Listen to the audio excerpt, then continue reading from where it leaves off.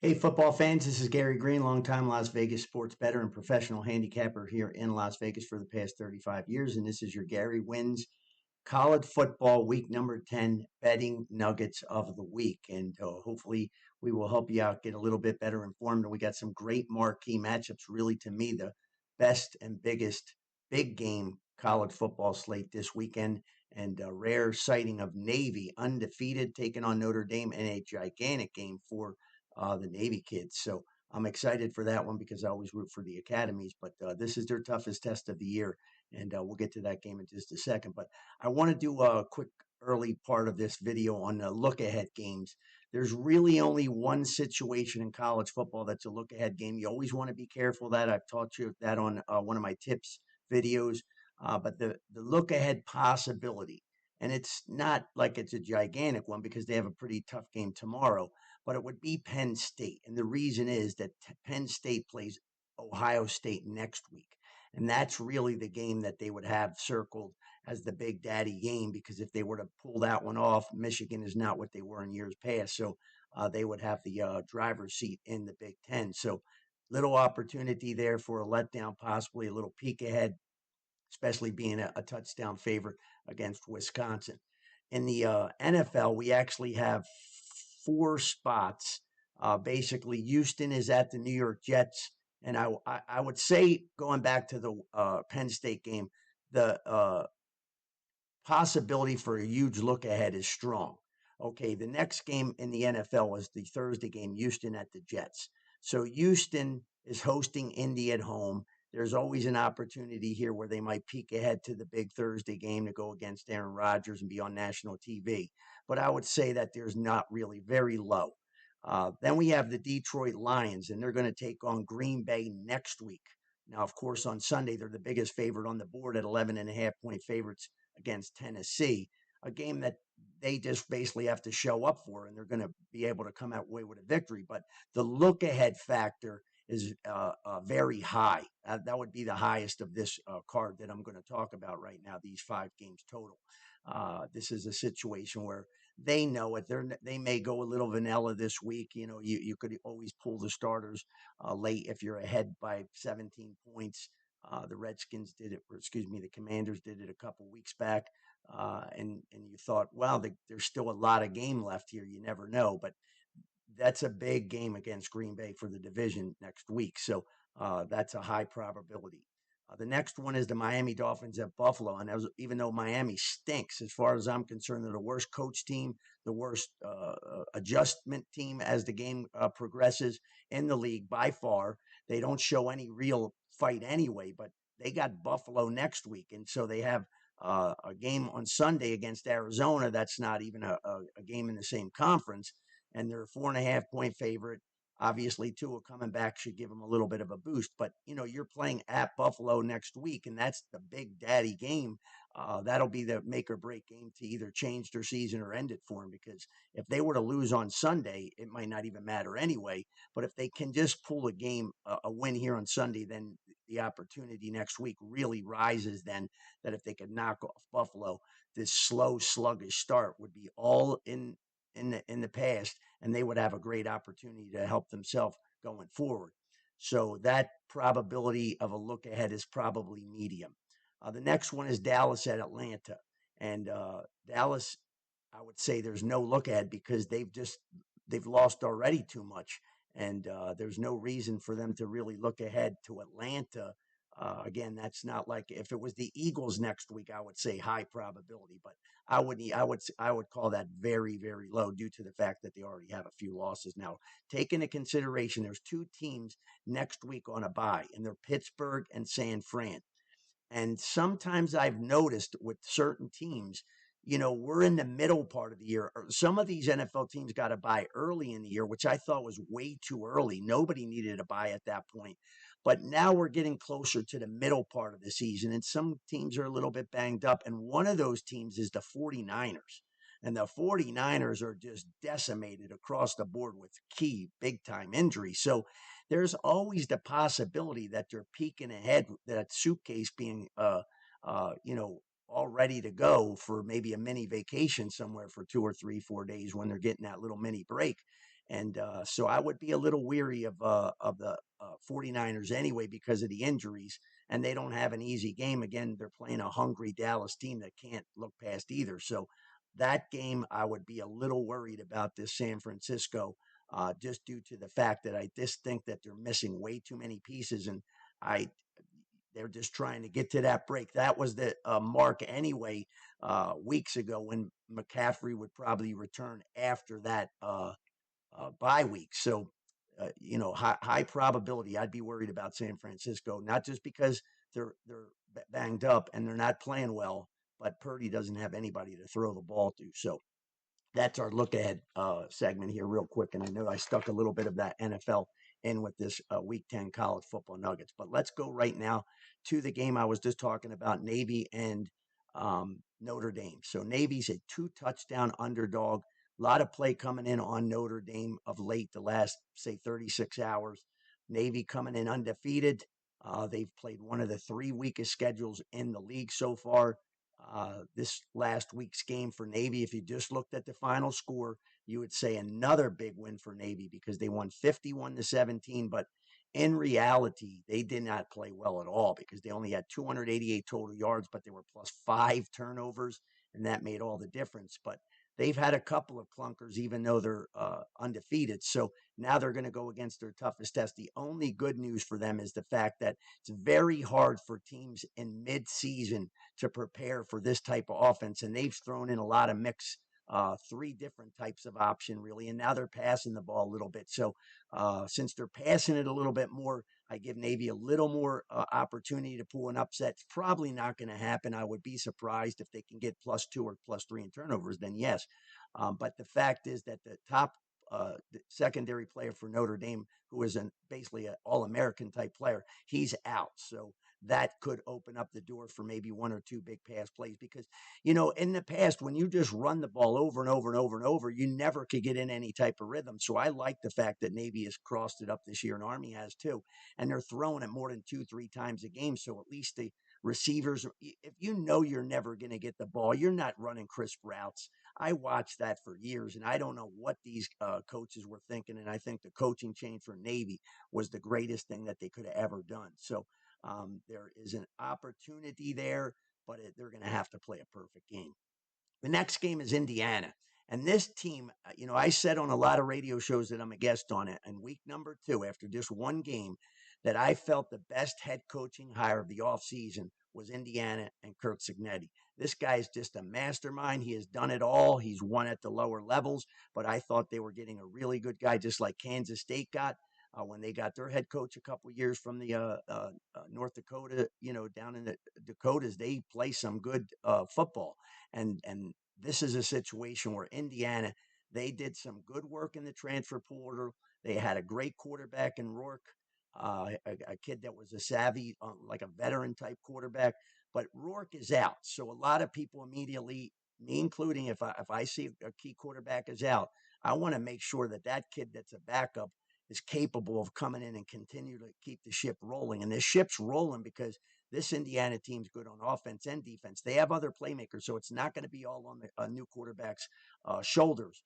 When it comes to this game, the backup quarterback, he hasn't played a lot of games, but he's played enough. And that to me is just good enough. I think they should be able to continue to win because they're at home.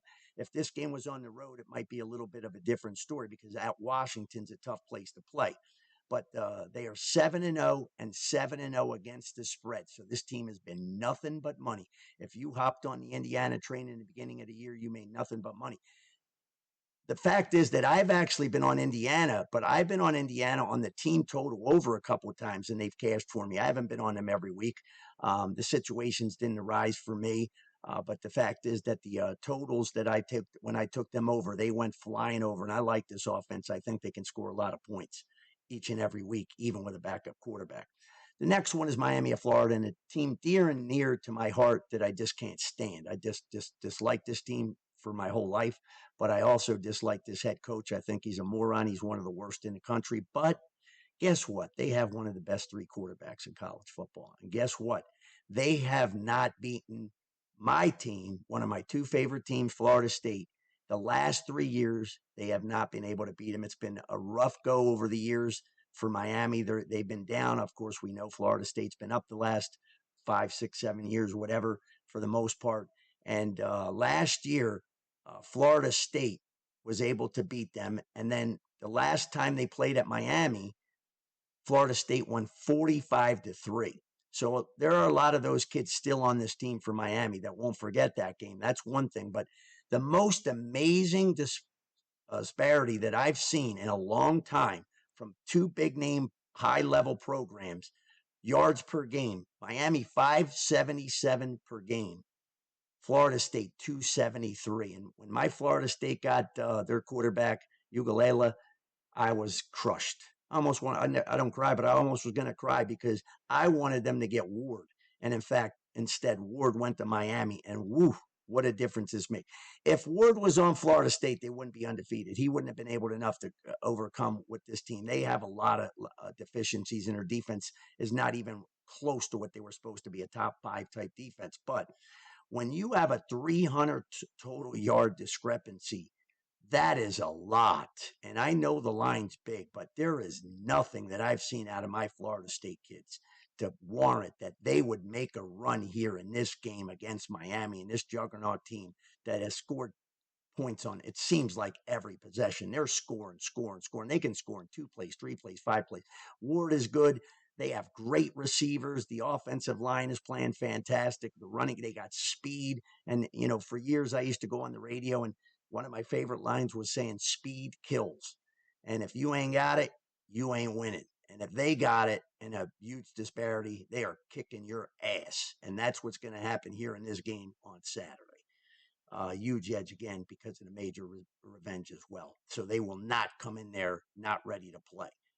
The next game, tough spot situation of the week, and that's BYU. And I've done a couple of videos and talked about BYU. Their head coach is one of my favorite guys.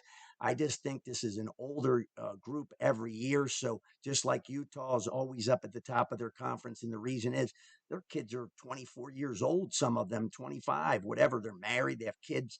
These kids are definitely more focused, team-oriented. I love the quarterback at BYU. I love a lot of things about BYU, but they're undefeated. And I'm going to tell you why a lot of sharps are taking Central Florida. And I'm not taking Central Florida because I don't like the coach.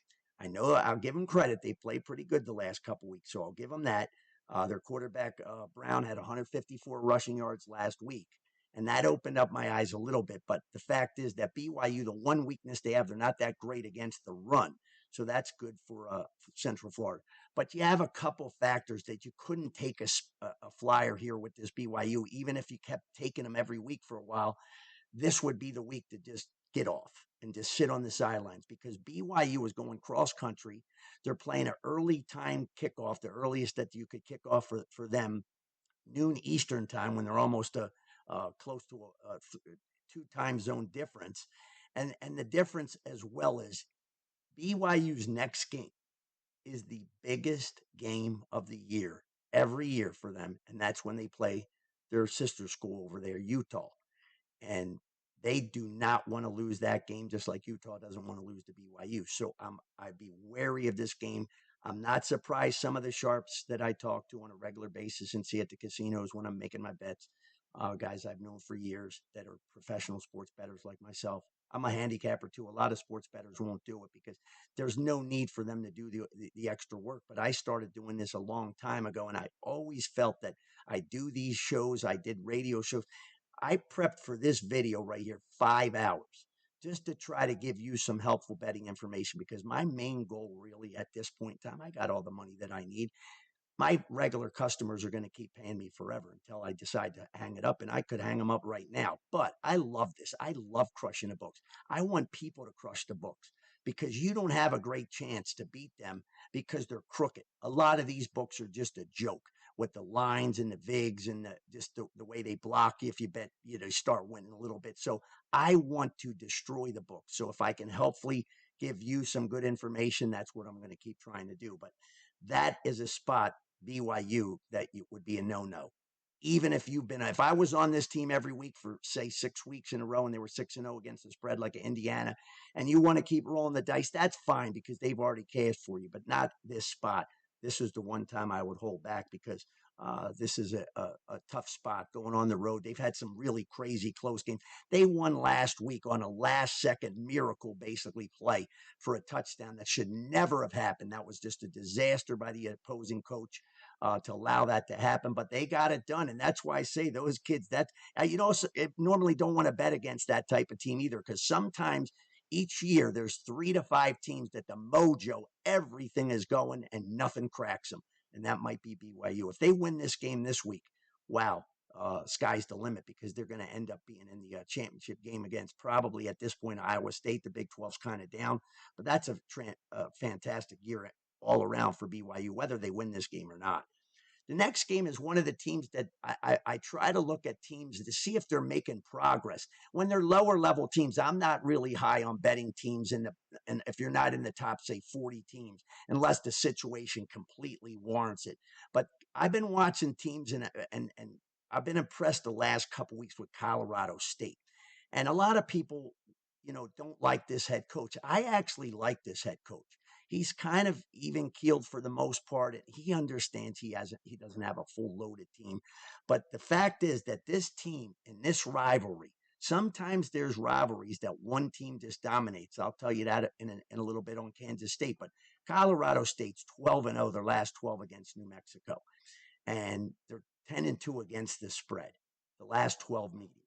Now, what I like about this Colorado State is the running game. And for me, it's the running back, Morrow. This guy's been tough running. The Wisconsin running back and this kid have really impressed me the last few weeks. Running hard to tackle. They kind of reminded me of a Pacheco with Kansas City and the Chiefs. That's why I love that kid. If you just your motor never stops. And this team here, they don't win a lot of games. So when they know they have an opportunity for a victory, that's maybe the time that you want to look at those teams, even if they're bad. But when they lose, you can only blame yourself because bad teams need a great week to still win. Good teams can have a terrible week and still win. And that's the difference in betting. And that's why I see a lot of people only bet big underdogs and silly stuff like that. That's not how you're going to be a winner. You're going to go in spurts with that. You have to go in each and every week with a new plan. And every week changes. Guys are going to go out. Teams are going to have injuries on the offensive line. I've talked to you already about a quarterback being out, key cog of Indiana. So things happen, but 4 straight 100-plus yards games for Colorado State and New Mexico State. Most of those schools down there, the one weakness that they'll usually have is defense because they have no depth. So that's the situation there. Next up is Georgia Tech at Virginia Tech. And these teams are kind of like a nice rivalry little situation. And what's surprising is the visiting team has just dominated the series. They're 13-2 against the spread the last 15 years. And the big thing is the underdog is 9-1 against the spread the last 10 years. So you take the underdog and you cash. But the fact is that this Virginia Tech is a weird team. They came back with it in the beginning of the year. I said, wow, this team's bringing everybody back. I remembered it. I really liked the coach of Virginia Tech. And I just thought that the momentum was in their favor coming in this year. And they started slow. They're turning it around a little bit, I'd say. But, 11 of their wins the last 2 years have come by 17 points or more. So if they're going to win this game, they're going to probably win and easily cover for you. The Georgia Tech team, I don't like the defense, but I like the quarterback, Haynes King. But he's probably not going to go again. He missed last week, and what happened? First game he missed, Georgia Tech had really no chance. They got beat 31-13. The offense was in kind of shambles, never got in any rhythm. So it would either be Virginia Tech or nothing, even though that's going against these crazy against the spread records in the visitor, cashing at an alarming rate, 13-2. That's probably the highest rate I've seen in a rivalry of two teams that are usually pretty evenly matched. The next one is Auburn at Kentucky. And this is the last home game in the Southeast Conference play for Kentucky. And it's a big game for both teams because the losing team is gone from the bowl game. They're not playing a bowl game, and that's a disaster. And this is a Kentucky team that has a big win already this year against Alabama. So the problem with Kentucky has been for years, they just don't score a lot of points. Auburn had the head coach that you thought if they were going to lose, they'd be losing 35-34. They're not really clicking on offense either. So this is a big game for both teams for their bowl chances. So that game's live, even though you'd look at it on the schedule, or a lot of regular fans, you wouldn't put that on TV. I have 7 TVs. They're not going to make one of my 7 watching games tomorrow. But the fact is, that's a big game. So both of those teams are going to come out. I would have to assume the way both are playing that game's tight to the vest and goes right down to the wire. This one's a really interesting game because it's Michigan State against Michigan, and we know what Michigan's done for the last 5-6 years. In the last 2 years, they've been completely dominating in the Big Ten. But this is a team that they've beaten Michigan State 17 straight times, and or they've won 17 straight conference home games. So obviously that means something. They're packing the house with 100,000 plus, and normally you would say, well, this team's lost a game or two already, and they're going to bounce back. This is a team, Michigan State. It's got a new coach, and they're building for the future. But I don't want nothing to do with Michigan. This offense, the last year or two, they had a great quarterback, and they still game managed him. I'm not putting it on the coach. I just don't think they have anything close to the talent that they've had. And I wouldn't be surprised if they don't get upset here. So, again, be careful if you're taking Michigan. I'm not taking Michigan State. I'm not saying I'm taking all these teams. I don't take all these games. I'm not out there betting 25 games a week. I'm usually betting 5-6 games a week in college football, and not everything. Even if I'm telling you they're basically leans that I'm having. If I tell you I like it, I'll put it up as a preview of the week game and give you the pick.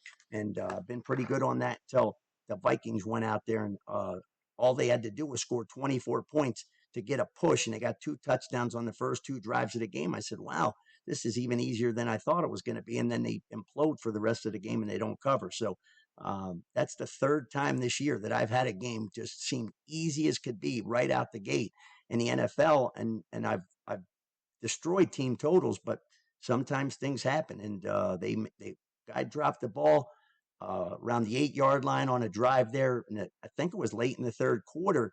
And the second he dropped that ball, I knew we might be in a little trouble, and we ended up being in a little bit of trouble. So next game here is Oklahoma State at Baylor. And Oklahoma State has really had a bad season. I'm surprised. This team has been a perennial team that overachieves, and this year they're basically underachieving. They came in with maybe one of the 2 top running backs in college football, in Gordon, and they just can't get him going. He had 1 good game for the most part this year. And last week, they allowed that BYU, the touchdown on the last play, basically. Maybe BYU has another play after that, final 30 seconds to implode and lose. You don't pick up the pieces off of that when you're a bad team. You crumble. It's all over. In the NFL, I'll be writing teams off. There's some written off like Carolina already, which is not that surprising because they weren't going to do anything. But when you know that they're a dead team and you can't even look to bet them, like I said, if Oklahoma State was getting another 3 points on the point spread, I still wouldn't take them, just because that's how demoralizing a loss like that is. And they don't have the caliber of players. They need Gordon to have a gigantic game. And I would expect that he's not going to, because one thing about Baylor is their defense is holding opposing runners to 3.8 yards per carry.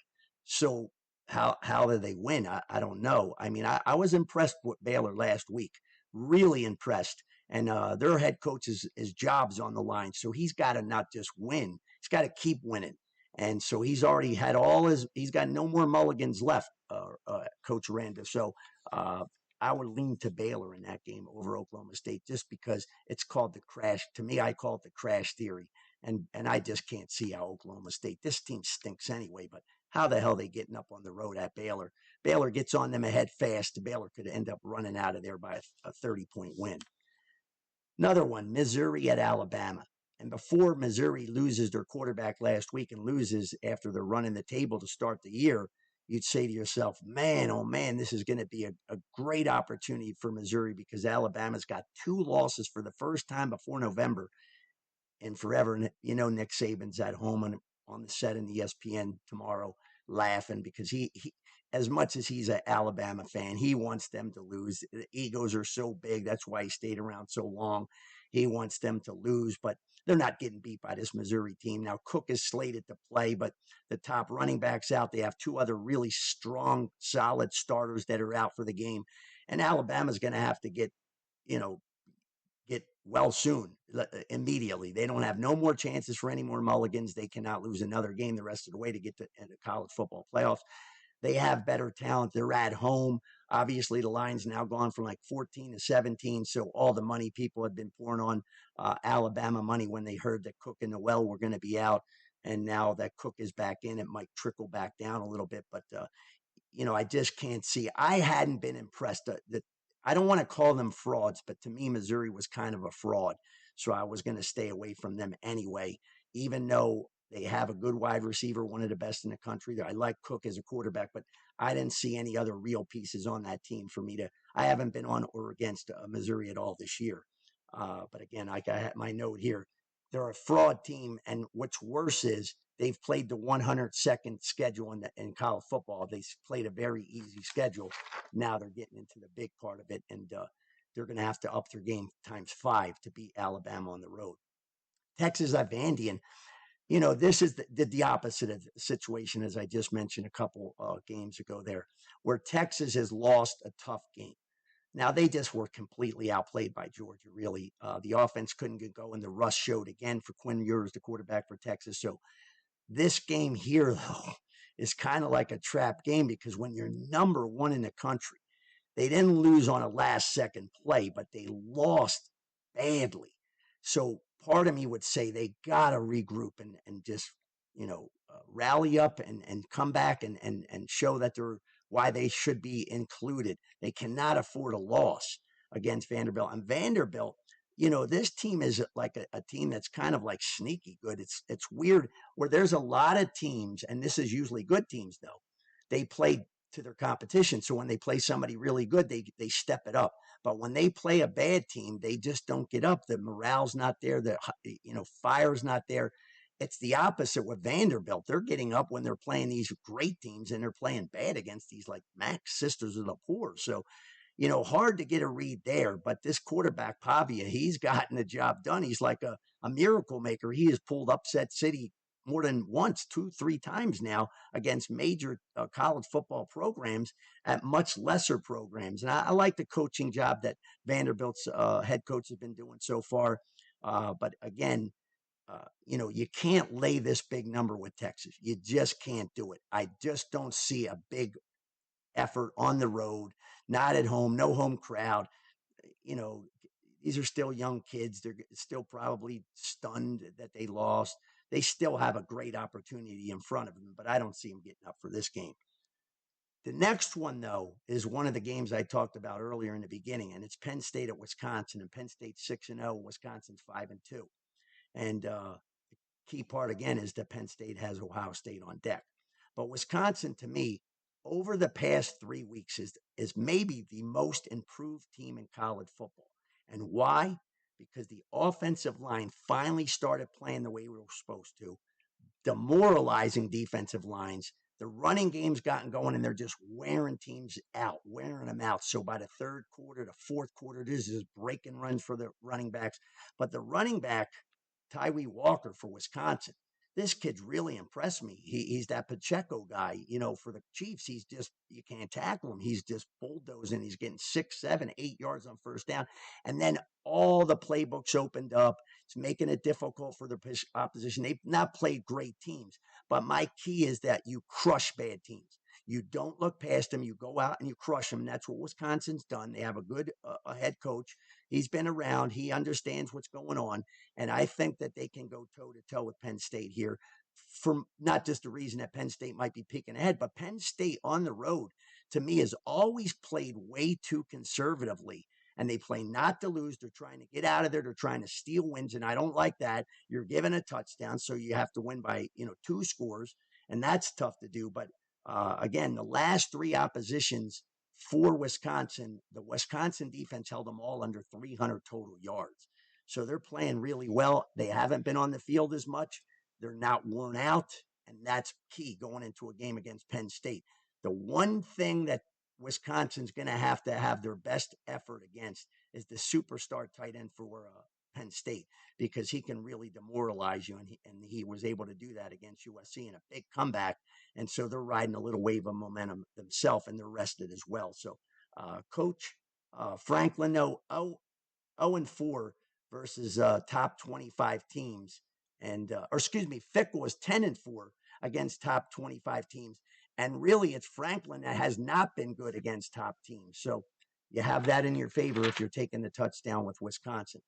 Now, the the crazy number of the week or trend, whatever you want to say, I said it with Colorado State dominating New Mexico, but how about Kansas State? 15 straight wins over the rival Kansas. And last year, Kansas had an opportunity. Kansas had a team that was running the ball, passing the ball. They had a nice quarterback. Everything was going in their favor. They had Kansas State a big lead, and then they imploded and they lost. So you wonder what their psyche is. And Kansas just has been, to me, one of the 3 or 4 biggest disappointments in college football. And I have to give credit to Kansas State in that game as far as their quarterback goes, because I'm not a big fan of Avery Johnson, the quarterback, passing the ball. But I thought in the last few weeks, this kid's impressed me. They started running the ball well again. He's really good on the edges. He's a fast kid. He is a fast white boy. That is one thing he can do. He can get it out the edge, and he can just blow down the sideline. He doesn't even need blocking, but his passing has gotten better. And this is a really tough spot, I believe, for Kansas to finally break that streak. But, it's still a team that has enough talent to possibly do it. But because of what I've seen from Kansas State of late, I'd be a little worried about that one. Now, the one of the best games that I can't wait for this game, and it's really getting down to the time where these games are like title games, because the winner is going to end up getting in the title of the SEC championship, maybe. Texas A&M hosting LSU, and both teams to me lost the opener. Could have just went down the tubes. Clemson lost the opener badly. All 3 of those teams have rebounded tremendously. New head coach for Texas A&M. Texas A&M 12th man, as good as it gets. 100+ thousand screaming crazy fans. LSU, I'm not a fan of the head coach. The quarterback has talent. I'm really shocked that this team's winning like they have, because I don't believe really the talent that I know that they have. They're overachieving. In a way, Texas A&M was underachieving early, but since they got their quarterback Weigman back, they have really played pretty good on offense the last couple weeks. So that's good news for them coming into this game. But man, this is going to be a good game. I think that this game clearly is end up going to be decided by the team that turns the ball over more. They're going to lose. And you wonder if the field goal kicking is the difference at the end. We've seen this Texas A&M for the last 3-4 years, even when they're up, down, whatever. Somehow, some way, they play a game that goes down to a field goal, try to win or lose at the end. So that's the situation that I would have right there. But they have 6 straight wins now.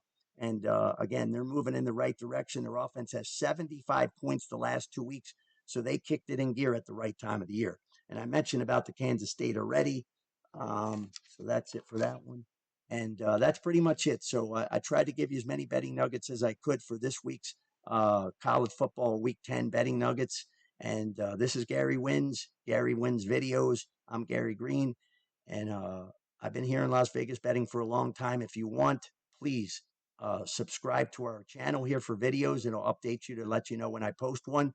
It's all erratic because I'm working 16, 17-hour days, and now I'm prepping to try to do these videos to help, and I'm sneaking them in there. I was hoping I could have got this video done a little earlier, but I had some trouble with the computer and the videotaping, so it took me a little longer. But if you have any questions that you ever want to ask, you can email me anytime, GaryGreeneWins@gmail.com, and just know that Green has an E at the end. So it's Gary Greene, Greene, wins@gmail.com. Ask me anything you want, and hopefully I'll get back to you as soon as I can. Usually I'll try to get back to a lot of emails on Monday and Tuesday when it's a little slower. But I just want to say I wish you all that all your wagers are winning ones. Don't bet what you can't afford to lose. You're going to see a lot of guys out there selling picks all the time. I haven't said this too much on videos, but they hype the games. Anybody that says game of the year on any play is a scammer. They're hyping you. They don't know any more than you do, probably 90% of the time.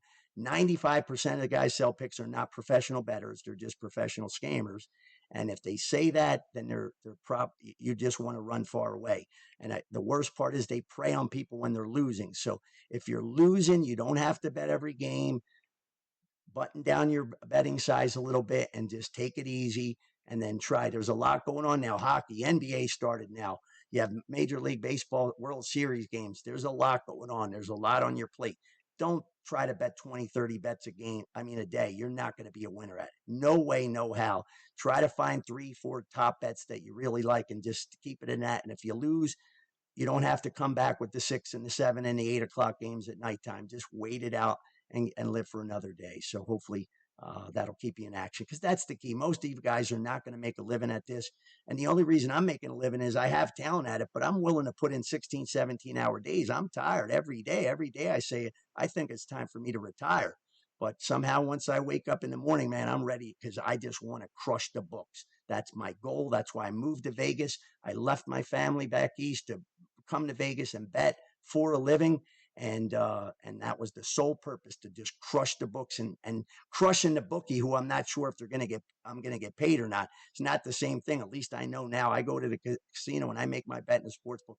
100% I'm getting paid. No questions about it. And I could get paid 2 minutes after the game if I wanted to go cash the ticket. I don't do that, but that's the difference of when you're a bettor, especially in a town like Vegas. But it's legal in so many states now that, if I had legal betting in Pennsylvania, New Jersey, New York, way back in the time when I was growing up, I would have never had to move to Las Vegas. So that makes a difference, but it makes it a little better for you too when you have to put the money up, because you don't go crazy.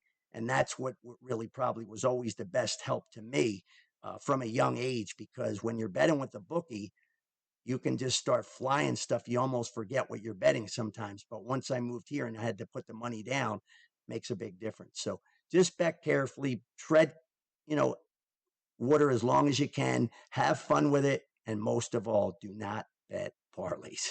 And I hope everybody has a great weekend. And I'll do some more NFL videos coming up here either tonight or early on Saturday as well.